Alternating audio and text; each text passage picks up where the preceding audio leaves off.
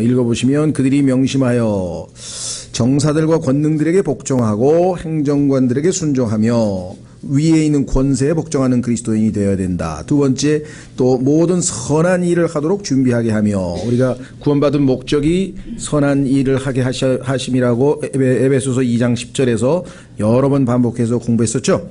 그 다음에 아무도 비방하지 말며, 그다음에 말다툼하는 자가 되지 말며. 여기서 비방이란 말은 이제 다른 사람들에게 악한 나쁜 얘기를 안 한다는 얘기로 여기 evil 했죠. Speak evil of no man이라고 했는데 이제 조금 의역해서 비방 이렇게 얘기했는데 남을 나쁘게 말해서는 안 된다는 얘기고요. 그다음에 이제 하는 자가 되지 말며. 그 다음에 오직 부드러우며, 성령의 열매 가운데 하나라고 했죠. 열매 특징 가운데 하나 부드러우며, 모든 사람에게 온전히 온유함. 역시 부드러움과 온유함은 성경에서 항상 같이 붙어 다니는 쌍으로 나와 있네요. 성령의 열매 특징도 마찬가지고요. 어쨌거나 이와 같은 모습의 삶을 우리가 보여준다면 많은 사람들에게 하나님께 영광을 돌릴 텐데요. 자, 그러나 우리는 본래 이런 사람은 아니었다. 그러면 어떤 사람이었느냐? 3절이 우리의 모습입니다. 그러니까 3절의 모습을 1절, 2절의 모습으로 바꾸어 주신 것이 주님의 은혜인데, 3절 우리도 한때는 어리석고, 두 번째, 그래서 3장 1, 2절에 나와 있는 요소가 7가지 요소인데 3절에도 7가지 요소가 있어요. 우리의 과거의 모습이 어리석고 불순종하며 속임을 당하고 여러 가지 정욕과 쾌락을 섬기며 악의와 시기 가운데 살고 증오하며 서로 미워하였으나, 이것이 우리의 과거의 모습이었다고 했습니다. 이 과거의 모습 7가지, 그 다음에 현재 우리의 모습 7가지를 비교해 보면 이것은 당연히 하나님께서 우리를 통해서 역사하신 결과다. 그러면 하나님께서는 어떤 역사를 하셨길래 우리가 이와 같은 3절의 모습에서 1, 2절의 모습으로 바뀌게 되었는가? 그것은 4절부터 7절까지 7가지를 또 하나님께서 해주셨다. 이렇게 되어 있죠. 자, 그 7가지를 우리가 지금 살펴보는 가운데 4절부터 사람을 향한 하나님 곧 우리 구원자의 친절, 첫 번째 친절이 나타났다. 두 번째, 사랑이 나타난 뒤에, 그다음에 세 번째, 그분께서 우리를 구원하시되 우리가 행한 의로운 행위로 하지 아니하고 오직 자신의 긍휼, 그래서 세 번째 얘기했죠. 긍휼에 따라. 그 다음에 다시 태어남의 씻음과 성령님의 새롭게 하심으로 하셨고, 지난번에 우리가 지금 다시 태어남의 씻음은 침례나 세례를 얘기하는 것이 아니라고 분명하게 말씀을 드렸습니다. 성경에서 우리의 죄들을 씻는 것은 예수 그리스도의 피라고 했습니다. 그래서 우리가 예수 그리스도를 믿고 구원받아서 다시 태어나서 하나님의 자녀가 되는 그 순간에 예수님의 보배로운 피가 우리를 씻어서, 그래서 우리 성경에서 씻는다는 1차적인 표현은 계시록 1장에 나온다 그랬죠. 자, 계시록 1장 한번 확인해 보겠습니다. 똑같은 wash라고 하는 단어가 나오는데 물로 씻는 게 아니에요. 물로는 우리의 죄를 결코 씻을 수가 없습니다. 그런데도 불구하고 오늘날 사당동 총신 같은데 교회 채플이 있어요. 채플이라고 하는 것은 뭐냐면 지역교회의 이외의 여러 장소, 예를 들면 대학이라든가 군대라든가 궁정이라든가 이런 데 보면은 예배당처럼 예배를 드리는 처소가 있습니다. 그것을 채플이라고 하고, 거기서 목회를 하는 사람을, 사역을 하는 사람을 우리가 채플린이라고 하는데, 대학 교회 안에 있어요. 대학 안에, 차상동 총신대학교, 연세대학교, 이화여대 이러면 그 안에 교회들이 있어요. 그것을 우리가 채플이라고 하는데, 거기에서 나온 주보를 보면 세례가 죄를 씻는 것으로 버젓이 나와 있습니다. 물이 우리의 죄를 씻을 수 없죠. 그렇죠? 많은 사람들이 침례받을 때 죄가 씻기는 것처럼 생각하는데, 지난번 우리 베드로전서 3장 9절에서 우리의 육체의 더러움을 제거하는 것이 아니라고 분명하게 성경에 나와 있고, 오히려 단순히 선한 양심의 고백일 뿐이다. 그래서 하나님 앞에서 나의 옛사람이 십자가에 못 박혀 죽고 장사 지냈다가 새 사람으로 다시 태어나서 부활했습니다. 그것을 사람들에게 고백하는 것이 침례일 뿐, 침례 자체가 우리의 죄를 씻어줄 수는 없다라고 분명하게 말씀을 드렸는데, 너무도 많은 교단에서 그리스도의 교회도 말할 것도 없고요, 가톨릭은 말할 것도 없고, 다 세례나 침례라고 하는 의식이 죄를 씻어주는 것처럼 가리킵니다. 그래서 그 것으로 인해서 얼마나 많은 사람들이 예수님의 보배로운 피로 죄 씻음을 못 받은 채 물로 죄를 씻는 것처럼 착각해서 죄를 씻지 못한 채 지옥으로 던져졌는지는 교회사가 입증해요. 그래서 그 교회사 내용이 그 피터 라크만 박사의 지역 교회사, 신약 교회사에 보면 챕터 하나의 이름이 물 어디서나 물 이렇게 돼 있어요. 왜? 이 물이 죄를 씻는 것처럼 만들어놔 가지고 완전히 복음을 희석해버리는. 그래서 여기도 지금 거의 90% 이상의 주석이 다시 태어남의 씻음을 전부 다 이게 세례로 해석합니다. 다. 그게 아니고 피, 하나님 예수 그리스도의 피만이 우리를 씻는데 중생을 할 때 피가 우리를 씻는다는 얘기인데 여기는 물이란 말이 없는데도 자꾸 씻음하면 물로 사람들이 생각을 간다는 거죠. 자, 그래서 요한계시록 1장으로 가보시면 5절에 예수님을 소개하는 장면이 이렇게 나옵니다. 요한계시록 1장 5절 또 신실한 증인이시오 죽은 자들 중에서 처음 나신 분이시며 땅의 왕들의 통치자이신 예수 그리스도로부터 은혜와 평강이 너희에게 있기를 원하노라. 우리를 사랑하사 자신의 피로 여기 나와 있네요. 우리를 사랑하사 자신의 피로 우리의 죄들에서 우리를 어떻게 했다고요? 씻으시고 이렇게 해서 분명하게 씻는다는 washed us 이렇게 나와 있죠. 그런데 성경에서는 이 씻는다는 단어가 하나만 나오는 게 아니라 4종류가 나온다 그랬어요. 그래서 우리말로는 이걸 다양하게 번역을 했는데요. 예를 들면은 정결하게 한다. 그럼 purge란 말을 썼어요. purge.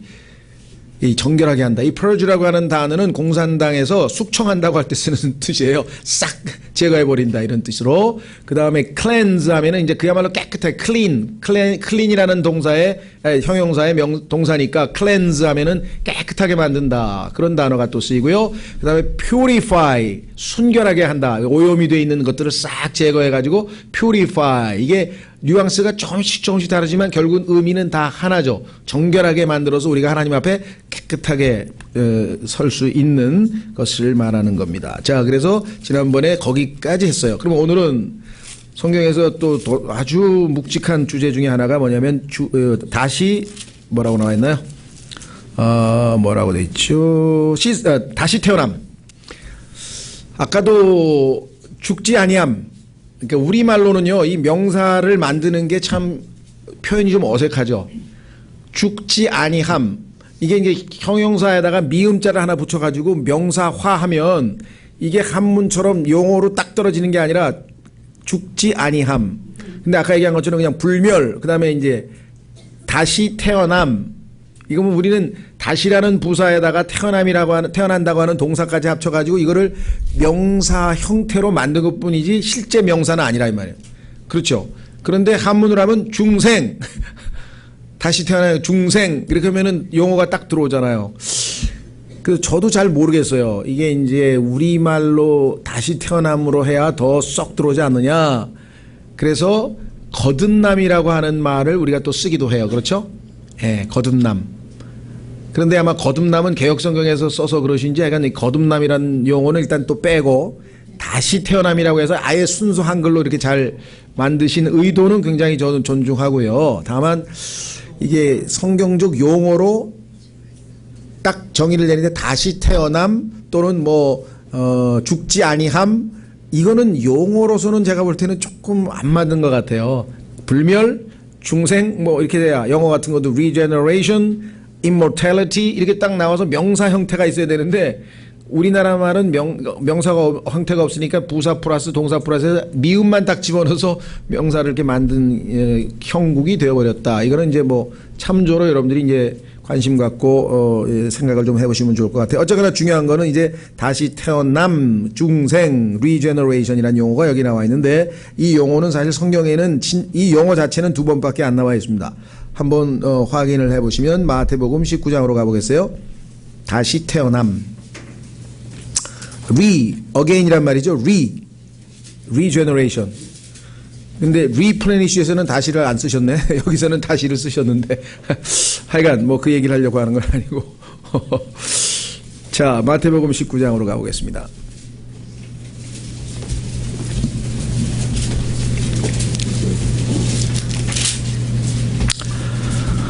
(27절) 마태복음 19장 27절 그때 베드로가 그분께 응답하여 이르되 보소서 우리가 모든 것을 버리고 주를 따라 싸우니 그런즉 우리가 무엇을 얻으리까 하매 예수님께서 그들에게 이르시되 진실로 내가 너희에게 이르노니 다시 나게 하는 때, 여기서는 다시 나게 하는 때 해서 굉장히 길게 풀었었죠. 이것도 그러니까 영어로는 그냥 똑같은 regeneration이에요. 그런데 사람에게 했을 때에는 다시 태어남 이렇게 번역을 했고, 사물 땅에 대한 얘기니까 그거를 얘기할 때는 다시 태어나는 때 이렇게 해서 상당히 이제 우리말의 한계겠죠. 이제 풀어 쓰게 됐습니다만은 영어로는 그냥 똑같은 regeneration이라는 단어입니다. 자, 이거는 사람 얘기가 아니고 이 창세기 3장에서 저주받은 이 땅이, 그렇죠, 다시 태어나는 때, 그때는 뭐예요? 곧 사람의 아들이 자기의 영광의 왕좌에 앉을 때. 아, 그러니까 보안 설명을 딱 들어보니까 천년왕국이구나. 그렇죠? 이 영광의 보좌는 마태복음 25장에 나오죠. 민족들을 심판하는 게 바로 영광의 보좌라고 써 있잖아요. 나를 따른 너희도 12왕좌에 앉아 이스라엘의 12지파를 재판하리라 이렇게 말씀하셨죠. 자, 그렇다면은 이 다시 태어난다라고 하는 이것이 성경적인 의미로 무엇을 의미하는가? 왜 다시 태어나야 되느냐? 요한복음 3장으로 갑니다. 예수님은 must라 그랬어요. 반드시 다시 태어나야 된다 그랬어요. 해도 되고 안 해도 되는 게 아니라 반드시라는 용어가 들어가 있죠. 요한복음 3장 반드시. 자, 여러분 이 세상에서 지금 산 지가 각자 나이대로 살았겠죠? 몇 년이나 다 사셨나요?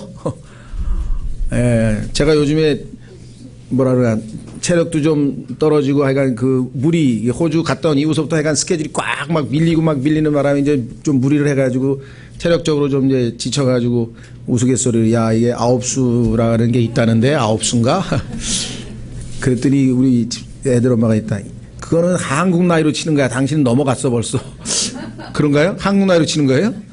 네, 나는 또 만으로 치는 줄 알고, 그래서 아, 내가 이제 59, 야, 이제 곧 그 60이잖아요. 이제 환갑이니까. 그래서 이제 9수를 치르는구나. 그래서 속으로 이제 웃으면서 한마디 했더니, 아이, 멍청하게 지나갔어 벌써. 한국 나이로 하는 거라고 또 가르쳐 주더라고요. 어쨌거나, 자, 무슨 얘기를 하려고 그랬나? 태어나는 것. 예, 아이고, 참 예수님보다도 거의 2배나 살았으니 참 너무 황성무지로서이다가 황성능한 생각이 좀 드네요. 그렇죠? 예. 자, 무슨 얘기를 하려고 하느냐? 우리의 인생, life, 인생은 출생과 더불어 시작이 되는 겁니다. 그렇죠? 그러면 영적인 삶, 신앙생활 역시 출생과 더불어 시작이 되는 거예요.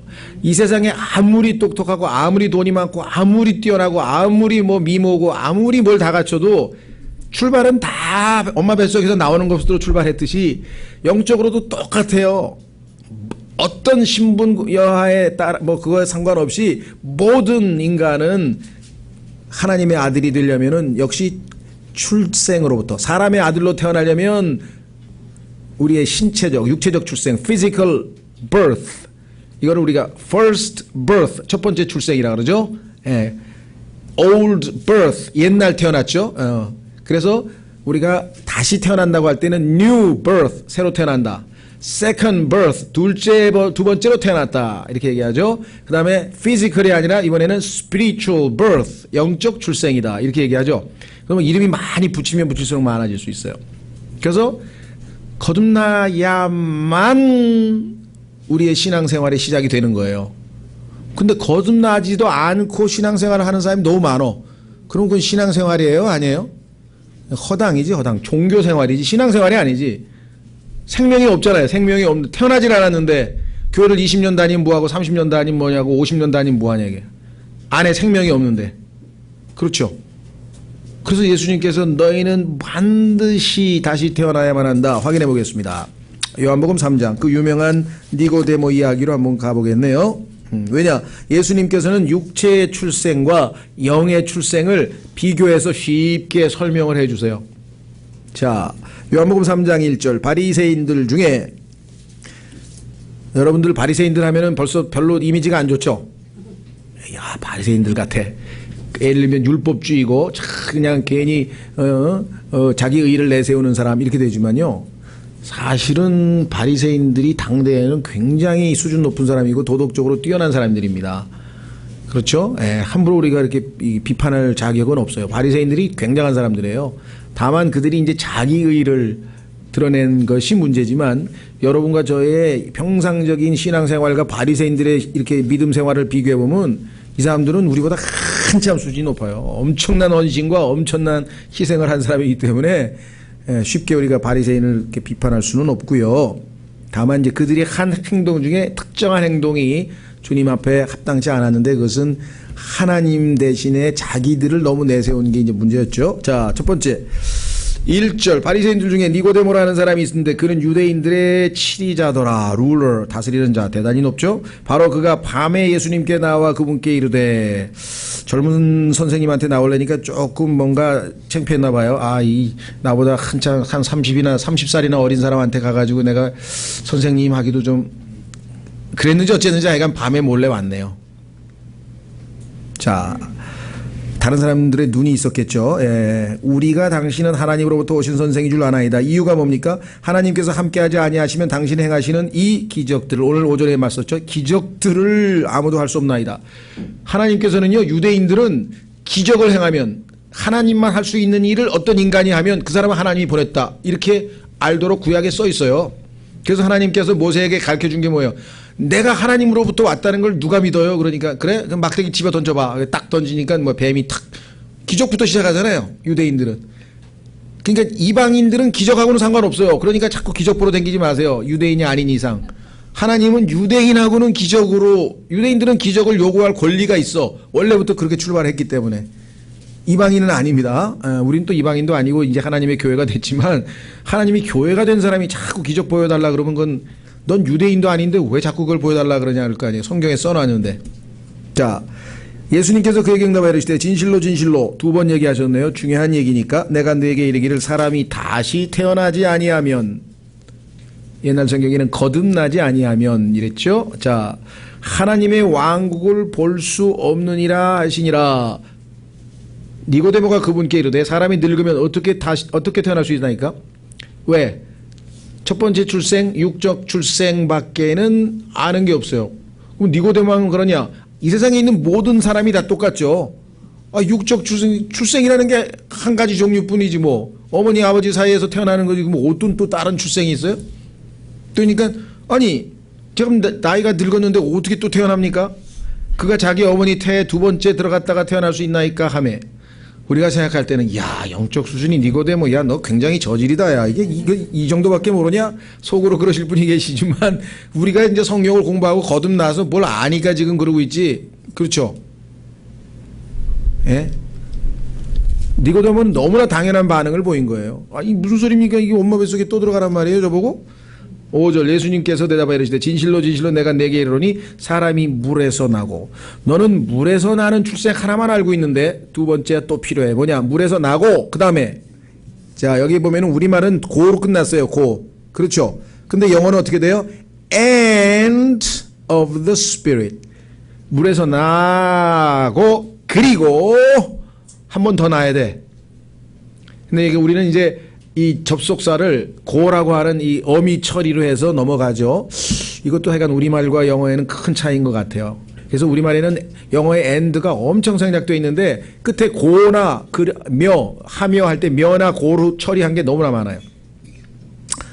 뭐 그건 우리말 특성상 어쩔 수 없었겠죠. 자, 그 다음에 넘어갑니다. 뭐라고 되어 있습니까? 성령에게서 나지 아니하면 하나님의 왕국에 들어갈 수 없느니라. 자, 너무나 많은 사람들이 이 구절을 자 아주 엉터리 같은 사람들은 여기서 또 물침례가 나와. 물에서 나는 것은 침례받는 거다. 그래가지고 또 가톨릭 그다음에 그리스도의 교회에서 또 이거 물침례로 갖다 붙이는 교단이 엄청 많고요.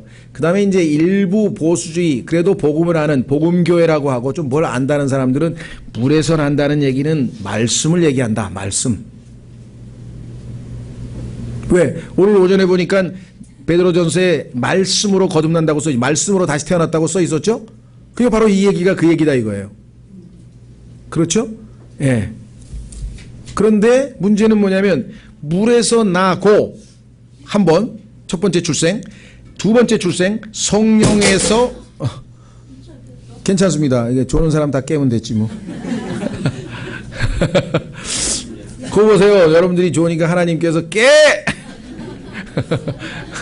깨라고. 자, 그래서 물에서 났어요.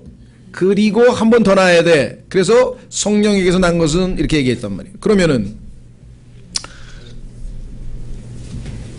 많은 사람들이 물에서 나는 것 한 번, 성령에게서 나온 것 두 번째 이렇게 안 하고 물과 성령으로 거듭나야 된다는 거야. 그러니까 두 번째 출생의 요소를 물과 성령 두 개를 합쳐. 그래서 물은 말씀이다 이렇게 갖다 붙이는데 묘하게도 베드로전서에 보니까 말씀으로 거듭난다는 얘기가 또 딱 있어. 그 구절 딱 들이대면 아하! 90% 거듭난 그리스도인들의 90% 이상은 다 그렇게 알고 있어요. 킹제임스 성경을 믿는 사람들도 90%는 그렇게 알고 있어요. 왜? 이 문맥을 지금 안 보기 때문에. 물과 성령으로 거듭난데 그러면 거듭나는데 두 가지가 필요하대. 물, 성령. 말씀과 성령. 어디? 베드로전서에 있잖아. 그것만 보면 다 맞죠? 여기 계신 분들 중에 상당수가 아마 그럴 수도 모르겠어요. 공부를 안 하신 분들은. 일단 맞는 것 같아. 정말 기가 막힌 해석이다. 그거를 그렇게 알고 있는 거를 뭐 여러분들에게 뭐 틀려서 그것도 모르냐 그 얘기 하려는 건 아니고요. 그 말은 맞아요. 말씀으로 나고 성령으로 나는 건 맞아. 그러나 이 본문은 그 얘기를 하고 있는 게 아니야. 이 본문은 딴 얘기를 하고 있는 거야. 그 자체는 맞는 얘기입니다. 그런데 이 본문에다 갖다 붙이면 안 되지. 왜? 예수님께서 쉽게 6절에다 답을 써줬잖아요. 질문, 여기 답이 있잖아. 뭐, 육에서 난 것은 육이요. 그러니까 뭐예요? 물에서 나는 것은, 육에서 난 얘기를 하고 계시는구나. 그 성경에서 설명해. 육에서 난 것은 육이고, 너희 지금 입고 있는 육체, 이것은 너희 어머니, 아버지 육체적으로 태어났잖아. 그거는 네 육체 얘기하는 거고, 네 안에 있는 영은 원래 죽어 있었잖아. 아담의 후손으로 태어나서. 그랬는데, 그것을 성령께서 다시 살리셨잖아. 그러니까, 성령으로 난 것은 네 육이 아니고 뭐예요? 네 안에 있는 영이야. 영. 그래서 영적 출생이라 그래요. 육적 출생은 물, 영적 출생은 성령. 그래서 물에서 난 것은 첫 번째 출생, 육적 출생, 두 번째 출생은 영적 출생, 새로운 출생. 이해가 되세요? 예수님께서 바로 여기다 해석을 해놨는데 왜 뒤에 6절은 읽지 않고 바로 물과 성령 두 가지로 거듭났다. 그래서 거듭났다고 하는 다시 태어난다는 것을 수단을 두 개로 딱 하는 거예요. 근데 이 영어 문맥 보면 딱 콤마가 쳐 있고 end of the spirit가 둘로 딱 구분되어 있잖아요. 자, 그러면 이걸 성경에서 우리가 한번 확인을 해보자. 이거. 자, 창세기 1장 20절로 가보겠습니다. 창세기 1장 20절.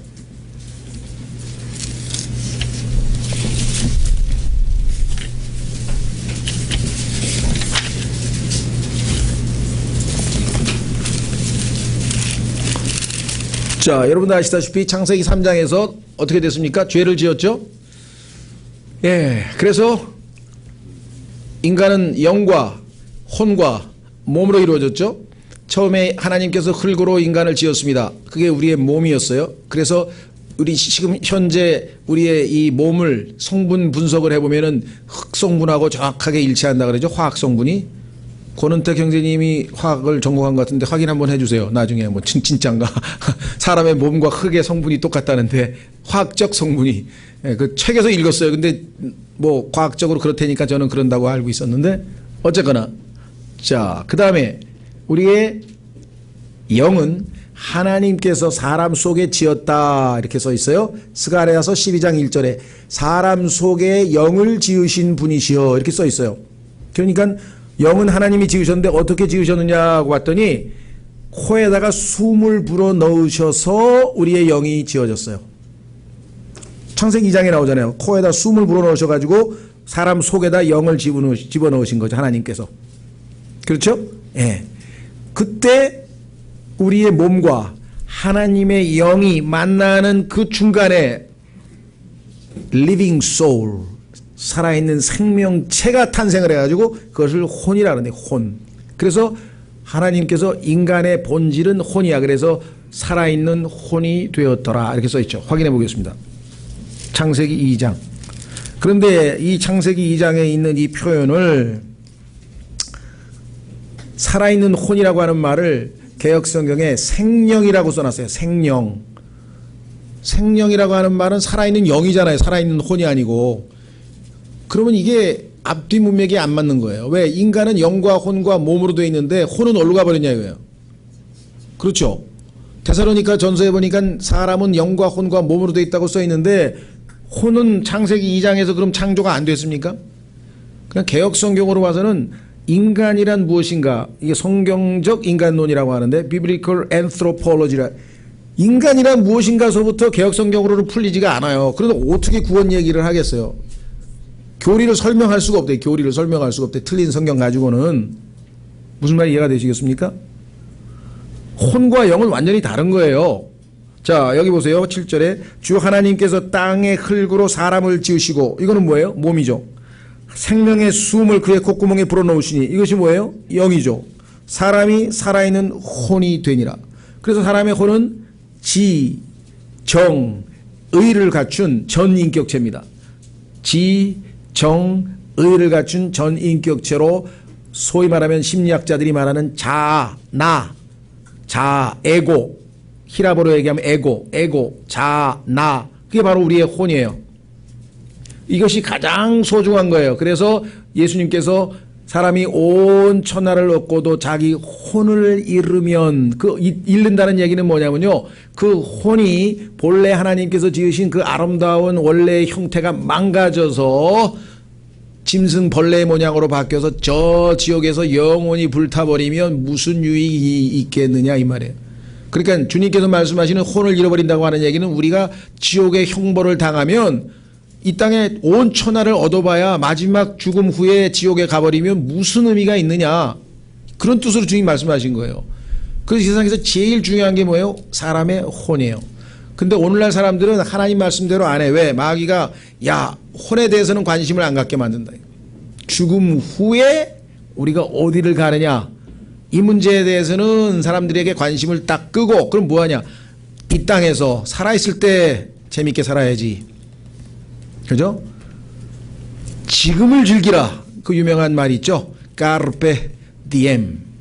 Carpe diem이라면 라틴어가 지금을 즐기라 이 말이에요. 코리안 버전으로 하면 노세 젊어서 늙어지면 못 노나니. 옛날에 저도 그 노래 좋아했던 것 같아요. 아, 왜? 너 죽으면 끝이야. 만약에 예수님 안 믿었으면 난 그 노래가 제 모토가 됐을 것 같아요. 죽으면 끝이야. 지금 놀아야 돼. 지금 뭘 다른 생각을 하고요. 지금 그런 사람들 굉장히 많아요. 그래서 뭐 까르페 디엠, 뭐 홍대 앞에 가면 무슨 뭐 카페 이름도 까르페 디엠이고 막 지금 즐기라 이거야. 지금 즐기라. 무슨 뭐 트렌드, 무슨 저 옷 그 저 트렌드 명칭 이름도 뭐 까르페 디엠도 있고요. 많아요. 하여간. 자, 그래서 인간의 몸, 그렇죠? 그 다음에 하나님께서 숨을 불어넣으셨어요. 그래서 인간의 영. 그런데 인간은 혼이 됐어. 근데 사람들은, 예수님은 이 혼이 온 천하보다 더 소중하다 그랬는데 혼에는 관심이 없고 뭐에 관심이 있어요? 요즘에 수준이 좀 낮은 사람은 몸에 관심이 있어. 그냥 전부 성형외과야. 똑똑한 애들은 다 요즘에 뭐 다 성형, 그렇죠? 이 몸을 어떻게 하면은 아름답게 가꾸느냐. 그 다음에 운동. 요즘에 막 그 운동 처방하는 뭐 그 운동 처방하는 그 직업이 또 막 뜨더라고요. 그렇잖아요. 옛날에는 무슨 뭐 그런 피트니스 클럽 트레이너 그러면 우리는 뭐 이렇게 좀 별로 안 쳤는데 요즘은 막 상전처럼 모셔요. 내 다이어트를 책임지실 분, 내 몸매를 책임지실 분 막 이래가지고 그냥. 왜? 몸이 그렇게 중요하니까. 몸. 건강. 그렇죠. 뭐 좋은 거 먹어야 돼. 그 다음에 뭐 건강식품 먹어야 돼. 뭐 아로니아, 모링가, 뭐 아주 그냥 저도 그거 먹으라고 지금 하도 많이 와가지고 뭐 이름이 왜 이렇게 많은지 그냥 뭐 모링가에 아로니아에 또 그 다음에 뭐, 그렇죠. 뭐 너무너무 많아. 그러니까 좋은 게 보니까. 그거 이제 발굴해서 먹느라고. 막 책자도 와요. 막 이렇게 무슨 뭐 천호식품에서 오고 뭐 어디서 오고 그냥 막 전부 그거 먹으라는 거야. 몸에 좋다고. 뭐 나쁠 건 없어요. 그 잘 건강 관리하고 유지하는 거 적당한 선에서. 그걸 비판하려는 건 아니고. 몸. 두 번째 뭐냐, 영이 중요하대. 영. 왜 영이 중요하냐 그러니까 마음이 편해야 된대. 그래가지고 막 마인드 컨트롤도 하고 아니면 저 어디입니까? 절에 가서 그 2박 3일 뭐 무슨 스테이? 템플 스테이를 해서 그냥 하루 뭐 일주일의 피로를 싹 풀고 마음을 정리하고 와야 된대. 금요일 날 되면 배낭 메고 또 절에 가가지고 뭐 그 템플 스테이로 마음을 가라앉히고 아니면 뭐 이 요가 그렇죠? 예, 아니면 또 뭐라 그러나요? 마인드 컨트롤 아니면 무슨 뭐 메디테이션 명상 그렇죠? 뭐 서양 보세요 지금 전부 그거예요 그냥. 지금 뜨는 게 뭐냐면 전부 다 그 명상 같은 거 해가지고 이 스트레스 내려놓고 아주 깊이 뭐 이렇게 뭐 묵상하고 명상하고 막 이런 게 뜨잖아요. 그렇죠? 그래서 영적인 일에만 관심이 있어 사람들은 사실은 성령님에게 관심이 있어야 되는데 인간의 영입니다. 이거는 인간의 영적 활동에 관심이 있어요. 예수님은 온 천하를 얻고도 내 혼을 잃으면 내가 무슨 소용이 있겠느냐. 혼의 구원은 예수 그리스도를 믿고 죄 씻음을 받고 성령을 안에 모실 때에 우리의 혼이 구원을 받는데 그 혼의 구원에 왜 관심이 없느냐고 주님께서 우리에게 말씀하고 계십니다. 왜? 너는 혼 아니냐? 이게 리빙 소울 여기 나와 있잖아요. 살아있는 혼 2장 7절 인간은 살아있는 혼이 본래의 본질적인 모습이고 에고 자하고 나하고 그렇죠?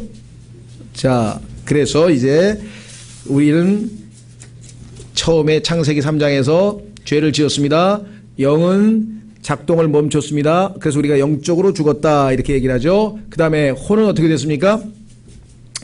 혼은 육체의 원래는 영, 혼, 몸에서 영이신 하나님과 우리의 영과 같은 거죠. 성격이 영. 그래서 하나님께서 우리의 영과 교제를 하고 우리의 영이 우리의 혼을 통해서 우리의 육체를 통제해서 하나님 뜻대로 우리의 몸을 산 희생물로 드려서 신앙생활을 하도록 그렇게 만들어 놨는데 영이 작동하지 않은 채 외부에서 선과 악의 나무 지식의 나무를 먹으라고 한번 보라고 하는 마귀의 유혹에 걸려들어서 외부에서 자극이 왔어요. 몸에서부터 혼으로 자극이 왔는데 혼이 안에 있는 영을 조차 산 게 아니라 바깥에 있는 육신을 따라 사는 바람에 그냥 덥석 따먹고 말아서 영적으로 죽었습니다. 그리고 혼은 몸과 결합해서 하나가 되었습니다. 그래서 이것을 우리의 혼인이라 그래요. 로마서 7장에 보면은 옛 남편. 그래서 결국은 우리는 새로운 남편이신 예수님께서 우리 안에 들어와서 우리의 죽은 영을 살리시기까지 옛 남편의 노예로 사는 것이 우리의 과거의 모습이었다고 성경에서 말씀하고 있다. 그죠? 네. 자, 그래서 하나님께서 해야 될 일은 뭐냐? 죽은 영을 살리셔서 영이신 하나님과 교제를 회복해야 돼. 그것이 인간이 제일 처음에 해야 될 일이다. 그렇죠? 왜 하나님은 영이시니 영이신 하나님과 교제를 하려면 죽은 영이 살아나가지 않고서는 그래서 예수님께서 뭐예요? 반드시 must be born again. 반드시 다시 태어나만 한다. 너희 죽은 영이 태어나야만 영이신 하나님과 교제가 가능해진다. 그래야만 영이요 생명이신 하나님의 말씀이 읽어질 것이다. 그래야만 너희의 영이 만족을 누리고 진정한 행복을 누리게 될 것이다. 그래야만 너희가 점점 예수 그리스도를 닮아가게 될 것이다. 그래야만 성령의 열매를 맺고 하나님을 기쁘시게 하고 많은 사람들에게 유익을 가져다 줄 것이다. 이 죽은 영을 다시 살리는 일, 그것이 첫 번째 예수님께서 니고데모에게 하신 말씀이었다 이 말이죠. 자, 그러면 물 한번 확인해 보겠습니다. 창세기 1장 20절.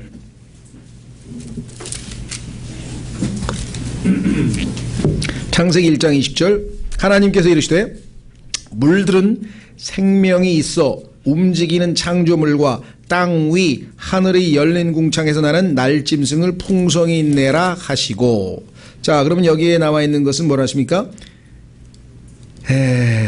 생명이 있는 움직이는 창조물, 생명을 가지고 있는 움직이는 창조물을 물들어 내라 하고 명령을 내렸습니다. 그렇죠? 그런데 놀랍게도 이 세상에서 성경을 인정하지 않는, 성경에 대해서 무지한 과학자들조차도 모든 생명체, physical life입니다. 스피리추얼이 아니고 모든 생명체, 육체의 생명체의 근원은 물이다. 자기들도 또 그걸 어떻게 알았어? 성경에서 하나님께서는 생명에게 첫 번째 life란 말이 여기에 나와요. 생명이란 단어가 성경에 처음에 나오는 게 창세기 1장 20절인데 뭐와 관련이 있어요? 물과. 물은 뭐예요? 육체적 생명의 근원으로 성경에 나와 있다 이 말이죠. 그렇죠? 자, 그 다음에 두 번째 또 성경에서 지금 요한복음에 나와 있는 물에 대해서 설명을 하려면은 어디로 가야 됩니까? 두 번째 구절은 확인해 보겠습니다. 잠언 5장. 잠언 5장으로 가면은 육체적 생명과 물과의 관계를 성경에서 또 설명을 해요. 잠언 5장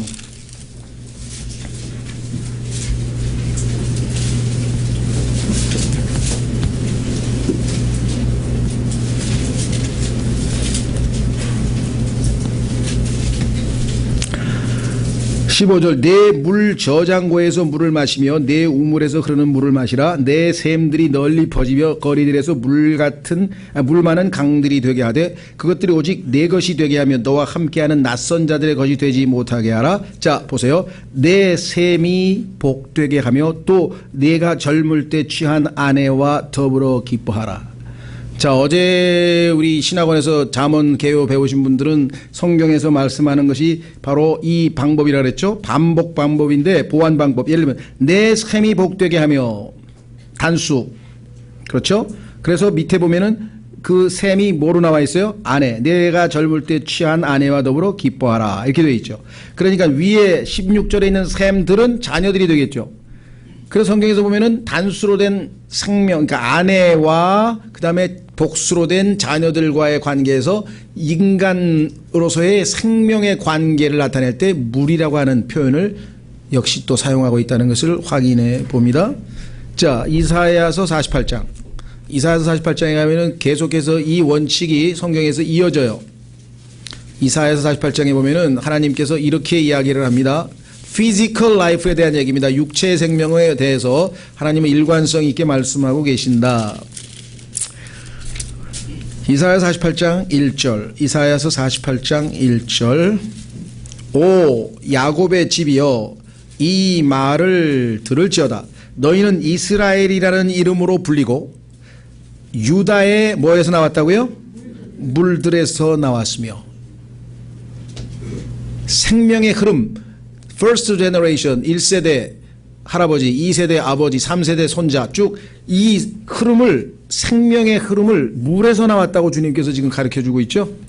자, 그러면 한 구절 더 신약으로 가서 요한 1서 5장으로 가시면 이제 드디어 이제 풀리는군요. 아, 그러니까 예수님께서 물에서 나고 또 성령에서 나야 한다. 그러면 육에서 난 것은 뭐라고? 육이요. 아, 그러니까 물에서 난 거 육적 출생 얘기하는 거구나. 그러면 영적 출생은 성령에서 난 우리의 영에 대한 얘기구나. 사실은 요한복음 3장 5절 6절 문맥만 잘 이해해도 충분히 이해가 되지만 이 물이 육적 출생이라고 하는 것을 창세기 1장 20절서부터 잠언 5장에 와서 이사야서 48장에 가서 계속 일관성 있게 설명했기 때문에 니고데모는 무슨 소리인지 알아들었다. 이게 너 물에서 났잖아. 네, 저는 물에서 한번 났는데요. 그 성령으로 어떻게 태어나는데요?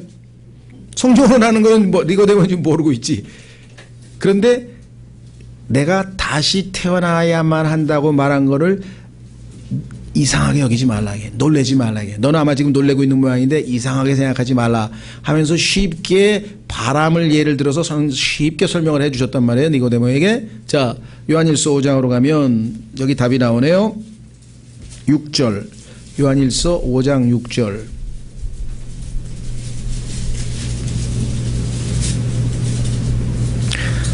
이분은 예수님이죠. 5절에 나와 있잖아요. 이분은 물과 피로 오신 분이시니, 예수님이 물과 피로 오셨대요. 무슨 소리냐?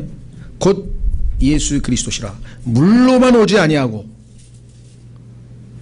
다시 풀어 설명하면 예수님은 인간으로만 오신 것이 아니라 물과 피로 오셨느니라. 하나님의 피를 가지고 오셨느니라. 증언하신 이는 성령이시니 이는 성령께서 진리이시기 때문이라. 무슨 소리냐? 물은 육적 출생에 대한 얘기니까 예수님이 인간으로 오셨다는 얘기입니다. 근데 예수님은 인간으로만 오신 게 아니라 하나님의 아들로 오셨죠. 그렇죠? 예수님의 피는 요셉의 피가 아니에요. 요셉이 예수님의 아버지가 아니에요. 육체의 생명은 피에 있다 그랬어요. 그런데 예수님은 요셉으로부터 피를 받은 것이 아니에요. 요셉의 생명을 갖고 있지 않아요. 성령으로 말미암아 예수님은 태어나셨죠. 따라서 예수님이 가지고 있는 피는 하나님의 피였다. 확인해 보겠습니다. 사도행전 20장 28절. 그래서 예수님은 피는 신성을 나타내고 물은 인성을 나타내는 거예요. 그러니까 예수님은 인간이시면서 동시에 하나님이신 분이시다. 이 얘기를 지금 요한 1서 5장에서 하고 있는 거란 말이에요. 사도행전 20장 28절. 그러므로 너희 자신과 온 양떼에게 주의를 기울이라. 성령님께서 너희를 그들의 감독자로 삼으사, 자, 잘 보세요. 하나님의 교회, 곧 그분께서는 누굽니까? 하나님의 교회가 바로 히라고 하는 대명사가 나오면 대명사는 앞에 나와 있는 하나님이라고 하는 명사를 받겠죠. 하나님의 교회, 곧 그분께서 자신의 피로 사신, 누구의 피요? 자신의 피. 그러면 앞에 나와 있는 그분이 자신의 피라 그러면 누구 피예요? His own blood. 하나님이 자신의 피로 사신 교회를 먹이게 하셨느니라. 예수님이 가지고 계셨던 피는 God's blood. 하나님의 피예요. 더러운 피가 아니에요. 오염된 피가 아니에요. 그렇죠? 순수한 피예요. 그래서 신명기에 보면은 순수한 포도주스를 순수한 포도의 피, 이렇게 순수한 포도의 피 이렇게 되어 있거든요. 그런데 우리 인간의 피는 더러운 피잖아요. 오염된 피잖아요. 선과 악의 지식의 나무가 들어가서 용의 독이 들어갔죠. 그래서 용의 독이라고 써 있어요. 우리 피는 용의 독이고 예수님의 피는 순수한 포도의 피고, 하나는 하나님의 피고 하나는 인간의 피고. 자, 그래서 요한일서 5장에 보면은 예수님은 인간으로서 물로 출생하셨고 하나님의 피를 지니신 신성을 지니신 분이라고 하는 것을 성경에서 이렇게 입증해 놓았죠. 그러니까 요한복음 3장에서 물이라고 하는 것이 육적 출생이라고 하는 것이 문맥에서 보나 성경의 일관성 있게 성경을 찾아보고. 여러분 어떠세요? 이렇게 가르쳤더니 이상하다 그런 분들도 계셨어요. 네, 반대로 우리 지금도 생각나요. 고 이무상 형제님께서 내 평생에 안 풀리던 문제가 풀렸습니다. 이 구절을 읽을 때마다 이게 말씀과 성령 맞나? 아무래도 아닌 것 같은데 고개가 갸우뚱해졌다는 거예요. 근데 어느 날 제가 뭐 언제 설명했는지 모르겠어요. 갑자기 찾아오시더니 목사님, 왜? 제가 평생에 이걸 하나님 앞에 질문하고 있었습니다. 이게 무슨 뜻인지. 오늘 답을 얻었습니다. 여러분들은 이렇게 별로 궁금해 하시지 않으셨는지 모르겠는데 어떤 분은 이거 하나를 풀려고 예? 예.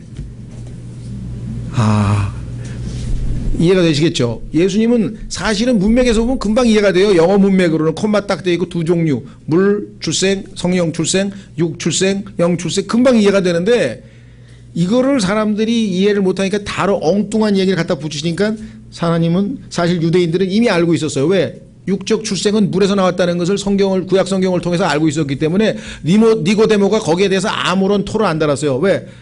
물로 태어난다는 걸 알아, 육적 출생은. 그런데 영적 출생에 대해서는 들어본 적이 없기 때문에 그렇죠.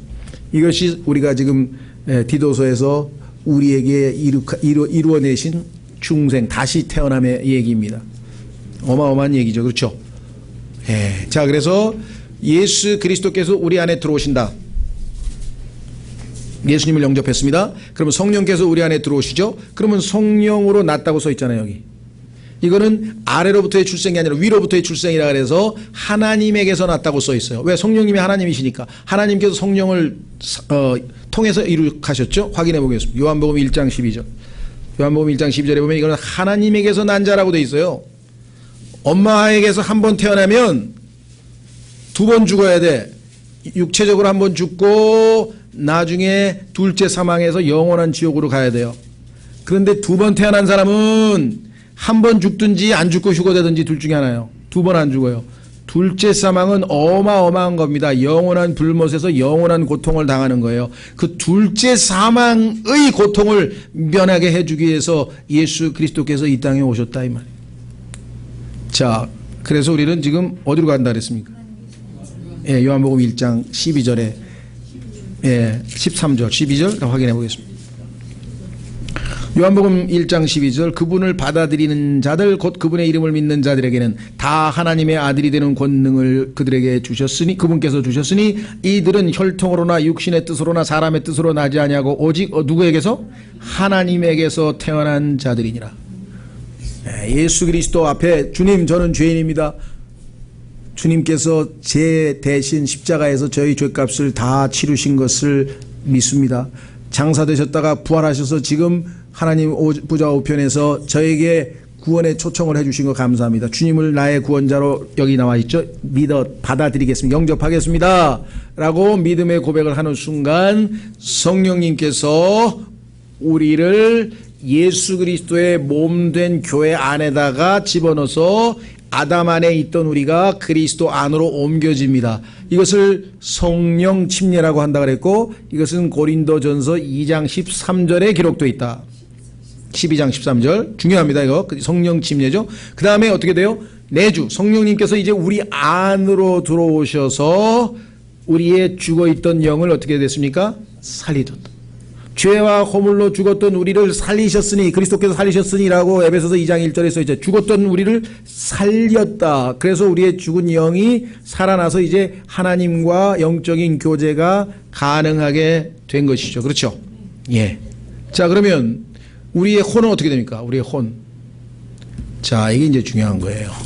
우리의 혼은 어떻게 되는가 한번 확인해 보겠습니다. 예. 골로새서 2장으로 가면 우리의 혼은 해방되었어요. 해방. 구속되었다. 해방되었다. 골로새서 2장. 구원에 관한 교리를 이렇게 정확하게 잘 배워두면은 우리가 흔들림이 없을 텐데 구원을 흐리멍텅하게 대충만 알면은 나중에 굉장히 또 왔다 갔다 할 수가 있죠. 자, 확인해 보겠습니다. 골로새서 2장.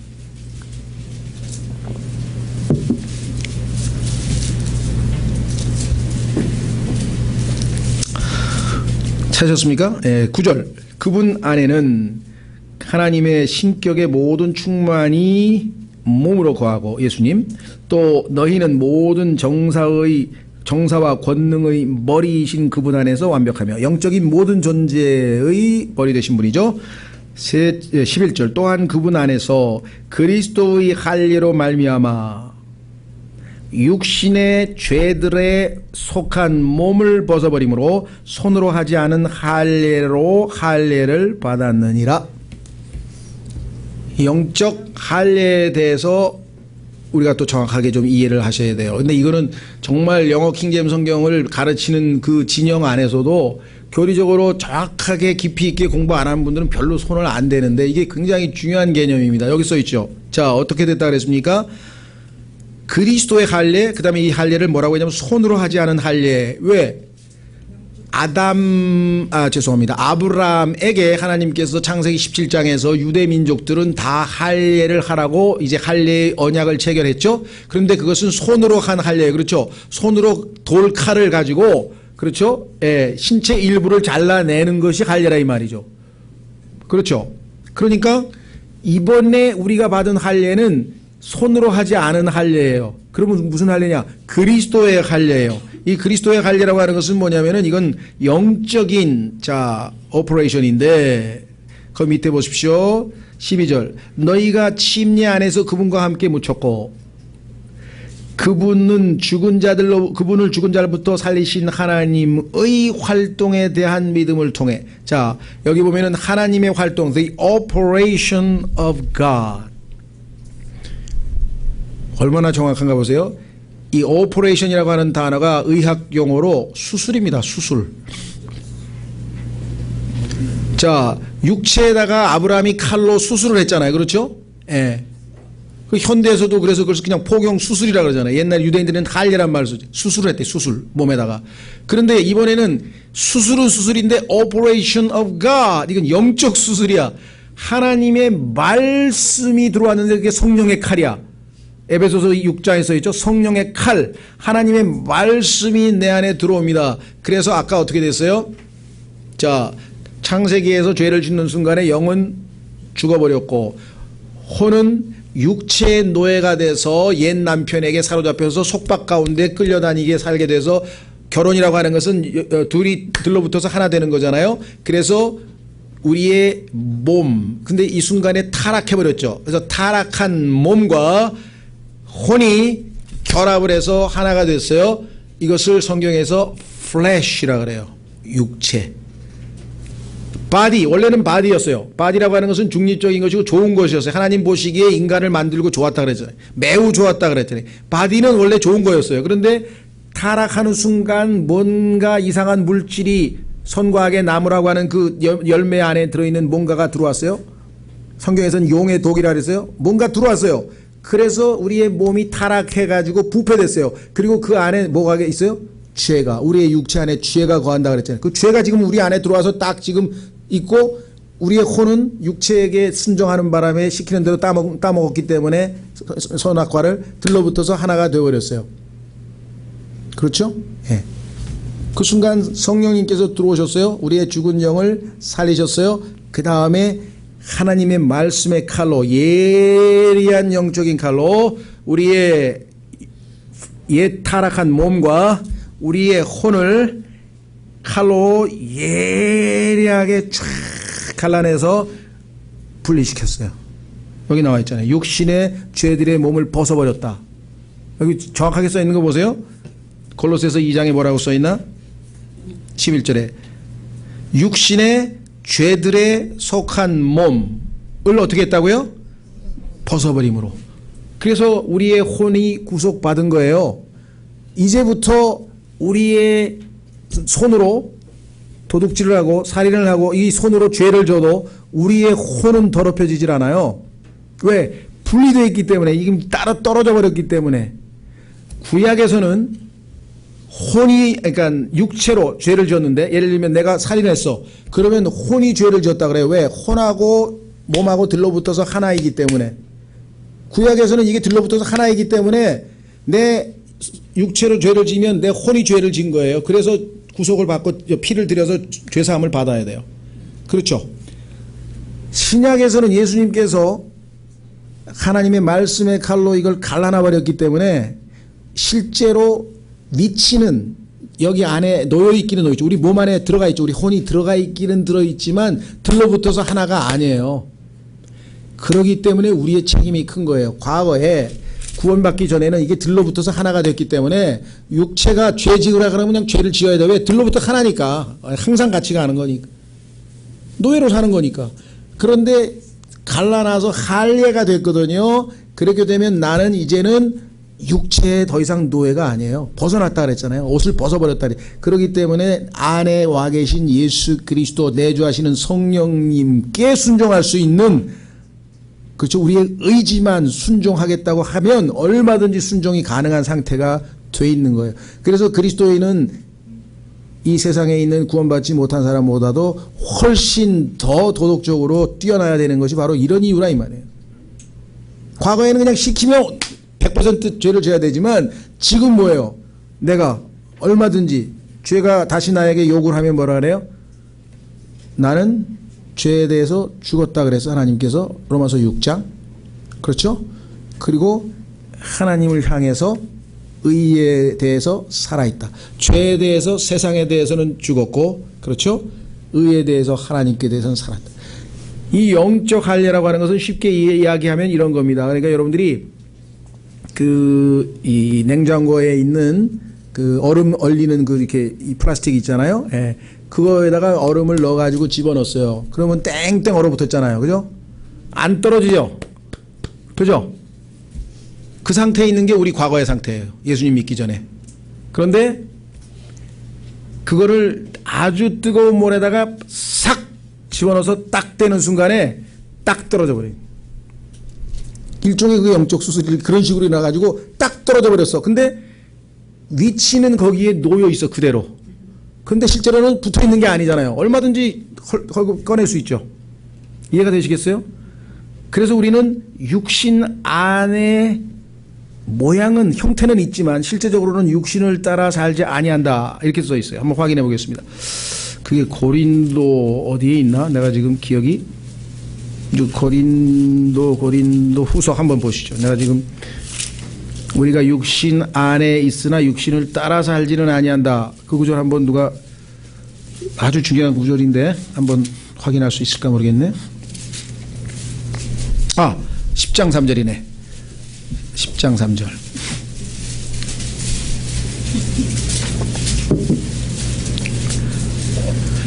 비록 우리가 육신 안에서 걸으나 육신을 따라 싸우지 아니하노니, 영적 할례로 인해서 육신을 따라갈 필요가 없어요 이제.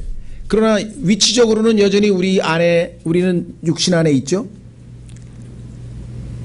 이해가 되시겠죠? 영과 혼과 몸이라고 하는 이 교리가 정확치 아니하면은 많은 혼동이 생기는 거예요. 그래서 영적 할례를 통해서 이제 우리는 어떻게 됐는가? 죄로 이 옛 남편과 결별을 했죠. 예. 그런데 이 몸은 성경에 따르면 하나님께서 우리 안에 들어오실 때 죽었어요. 죽였거든요. 문제는 뭐냐면 그 안에 있는 죄가 있어요. 우리는 죽었는데 죄가 있어서 계속해서 우리의 혼을, 우리에게 다시 말해서 죄의 빌미를 자꾸만 줄 때 우리가 호응을 하게 되면 자동적으로 또 미끄러져 버린다 이 말이에요. 이게서 로마서 6장에서 죄에 대해서 죽었다 얘기가 나오고, 그 다음에 하나님을 향해서 살려고 열심히 하나님을 섬기려고 했더니 나는 선을 행할 힘이 없더라. 그래서 율법에 대해서 죽었기 때문에 의무적으로 하는 게 아니라 내 안에 계신 성령께서 나를 통해서 그 일을 이루시는구나. 이게 이제 7장에서 해결을 보게 된. 이번에 우리 수련회에서 같이 공부를 했었죠. 자, 그래서 이 중생이라고 하는 것은요, 중생으로 끝난 게 아니라 태어나는 순간에 어마어마한 일이 우리 안에서 일어났어요. 내부에서. 그 중에 핵심적인 게 뭐냐면 영적 할례가 일어났기 때문에 이제 우리는 완전히 우리의 혼은 구속이 돼서 마귀가 우리의 혼을 어떻게 타취할 수가 없어요. 앗아갈 수가 없어요. 하나님께서 우리를 하나님의 사랑에서 빼앗을 수 없다고 로마서 8장에서 얘기했고 요한복음 10장에서 얘기했던 그 구원의 영원한 보장은 바로 이 영적 할례의 근거에서 성경적으로 설명이 되는 거예요. 완전히 분리되기 때문에 이제 우리를 더 이상 노예로 부려먹을 수가 없게 된 것이죠. 그렇죠? 예. 그래서 이 영적 할례까지 이제 마무리를 좀 지었습니다. 다음 시간에 우리가 이제 한 가지 더 중요한 요소가 있는데 디도서에서 그것은 뭐냐면 새롭게 함이에요. 자, 디도서 3장 5절에 다시 태어남의 씻음. 근데 거기서 그친 게 아니라 성령님의 새롭게 하심이 있어요. 이 성령님의 새롭게 하심은 이제 매일매일의 과제가 됩니다. 한 번 새롭게 하고 끝나는 게 아니라 로마서 12장에서 얘기한 것처럼 너희의 생각을 새롭게 하고, 이 새롭게 하는 역사가 매일매일의 성령께서 우리로. 왜? 우리는 여전히 우리 몸에 죄가 거하고 있고 여전히 세상 안에서 살고 있고 여전히 우리에게 마귀가 유혹하고 있고 이러기 때문에 어느새 다시 원래 우리의 모습대로 육신을 따라 행동할지 모르는 거예요. 섰다 하면 넘어질 줄 알라 했기 때문에 성령의 매일매일의 새롭게 하심의 역사를 따라 우리가 그리스도인으로서 충만하게 매일매일 살아갈 수 있는 힘이 생기는 거지, 한번 태어났다고 해서 바로 그때부터 모든 문제가 다 해결되는 게 아니라는 거죠. 예.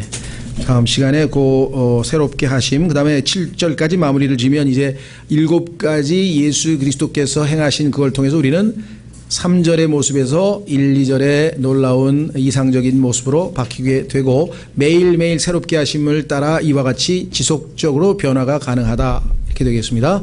예. 다 같이 일어나셔서